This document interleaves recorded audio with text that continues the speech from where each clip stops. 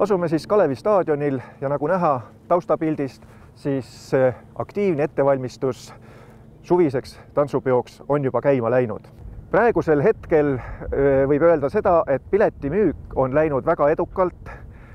Esimesele ja teisele kontserdile, mis siis on reede õhtul ja laupäeval, on hetkel saadavaid mõningaid ehk mõnedsajad piletid, kuid pühapäevasele kontserdile on praegu veel 4-5 tuhat piletit saada.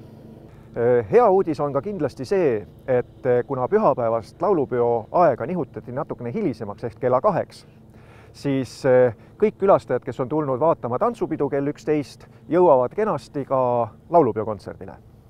Selle suvise tantsupeo tarbeks me püstitame siia kellatorni ette ka pillimängijate ja lauljate lava, sest üle pikkade aastate tuleb tantsupidu jälle elava muusika saatele.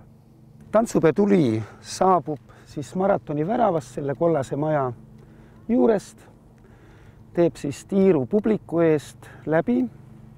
Siia kalda peale tuleb siis tuleurn ja meie väärikad tantsuõpetajad siis võtavad selle tule vastu ja süütavad siis 19.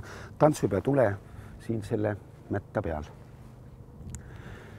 Need tantsupeo külalised, kes on siis saanud endale pileti siia esimestesse alumistesse ridadesse, nendel on väga hea võimalus näha ja saada sellist isiklikku kontakti tantsijaga, näha tantsija emotsiooni, näha väga korralikku tantsusammustikku. Need tantsupeo külalised, kes on siis saanud endale pileti kõige ülemistesse ridadesse, nendel on väga hea võimalus näha neid ilusaid ja kauneid jooniseid, vaadata ja näha seda ilusat rahvusornamentikat, mida siis tantsijad moodustavad siia murule. Lavastused on tehtud küll nii, et enam ei ole suurt vahet, kas sa istud läänetribüünil või idatribüünil, emotsioon ja lavastus on mõlemale poolele. Kõige rõõmsam uudis on see, et selle suve tantsupeole pääseb rekordarv tantsijaid. Ligi 10 000 tantsijat koos saatjatega on sellel suvel siia tantsuplatsile oodatud. Ja kokkuvõtteks võib öelda kõik tere tulemast tantsupeole!